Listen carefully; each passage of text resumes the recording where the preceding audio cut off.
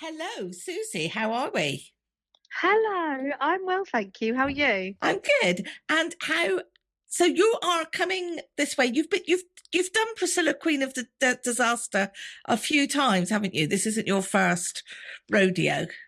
No, it's been on tour for a couple of years now. I wrote it a couple of years ago, and yes, it's been touring for a couple of years. And actually, the tour's coming to an end in October, so it's one of my final ones. So yeah, I'm well versed in doing it. What's it about?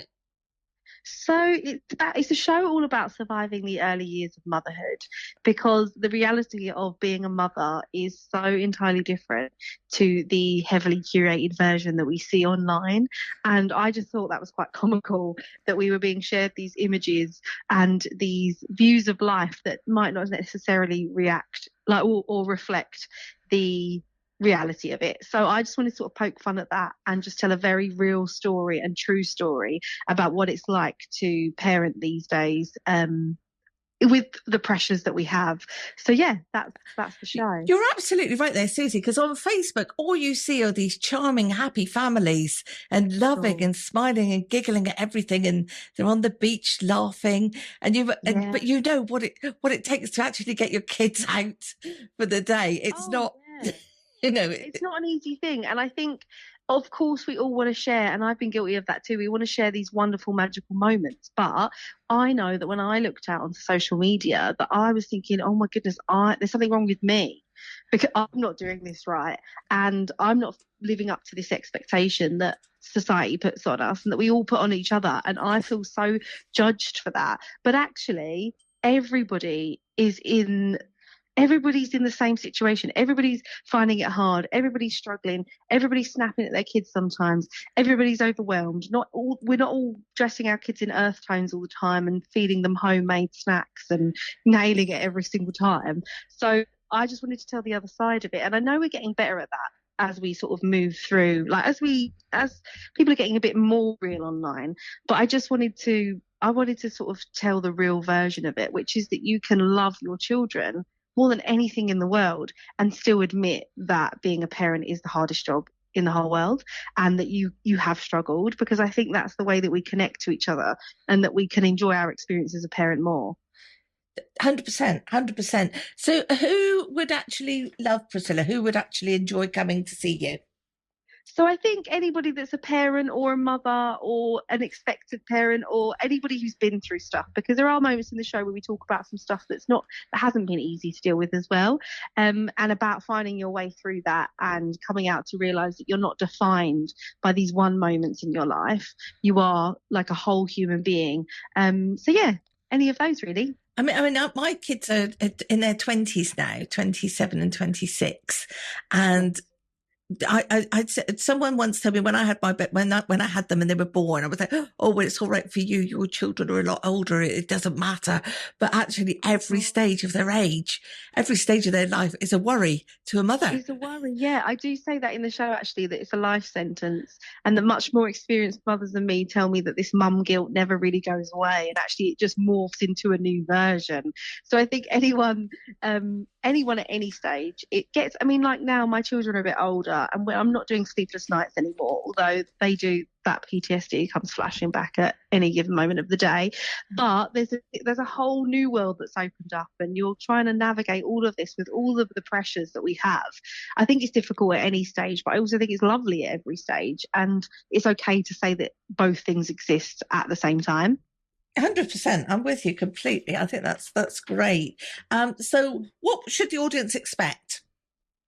I think they should expect to come away and have an evening where they can laugh at the absurdity of it all, where they can maybe empathize and sympathize with other people in different situations to them, where they have a newfound or just like a refound acceptance and appreciation for their own mums and for other parents as well. And just to know that you can't know everybody's story and that not everything is what it seems online.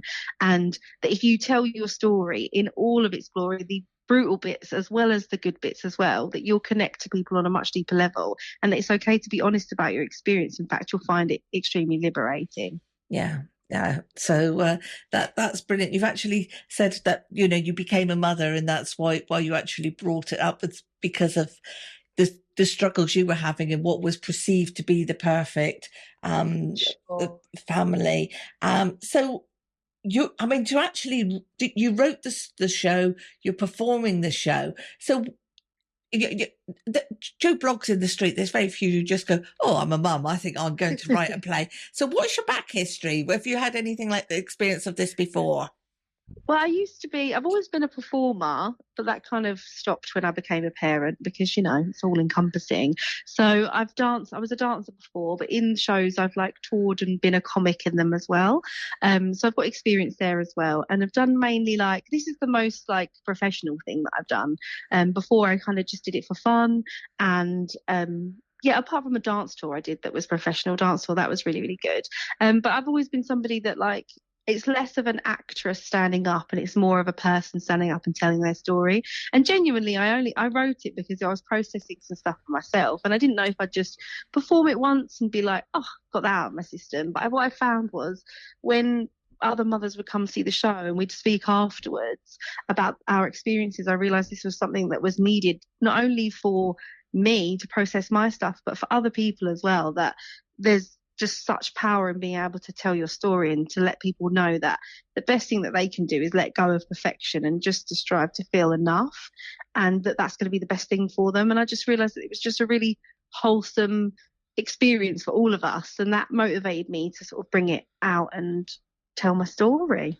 I think it's brilliant, and because people like true stories and hearing about what people have been through, and Sure. I guess the audience are going to have a bit of a roller coaster as well, because as you're telling your story, they'll remember things that they went through. So Absolutely, yeah, and feel less alone in them. yes, that would be great. So, what's your favourite part of the show? My favourite part is actually now after a couple of years is a part where is the parts where people react and then we go off on a bit of a tangent. So, and we'll have a laugh. It's quite interactive. Those are my favourite parts now. But genuinely, it is just a moment of the moments of connection between me and the audience, and then seeing that amongst themselves and being able to laugh with everybody. I think those are my favourite. Yeah. Yeah, to realise you are all human after all.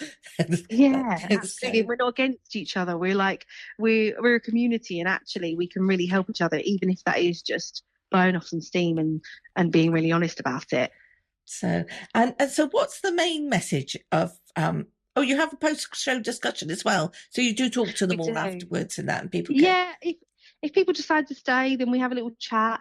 And just if they've got anything that they want to they more often than not they want to tell me parts of their story, which is a really, really lovely part of it actually. And the main message of it would really be that you aren't alone in this, and society can make you feel like that, and that you're not supposed to be perfect, and that if you're finding it hard, it's because it is hard, not because you're not good enough. It's because the expectation is way too high for any one person. And once you let go of the idea that you're going to get it all right because you can't, then the whole thing becomes a little bit easier. And so people have been listening, they've gone, that sounds absolutely fantastic. How can they get tickets? So you can get tickets if you go to my website, which is itsoksusie.com, and all of the shows are on there, and you can book your tickets through there. Brilliant, brilliant. And they can also see a trailer of the show as well, just to give little bit of a preview of what's going on. Which, so if you're still in doubt, which I'm sure you're not, but definitely support live theatre. Go and see this, because people stay at home watching television far too much. It's nothing like actually going and seeing the real thing and having live entertainment. So go and support, go and see Priscilla, Queen of the Desert. Susie, that's been absolutely wonderful speaking to you. I've really enjoyed it. Stay on the line and I'm going to chat a little bit more to you. But in the meantime, I think what I shall play, what did I pick up? You've Got a Friend in Me from the Toy Story. Is that okay? Love that. Oh, there we go. It's on for you now.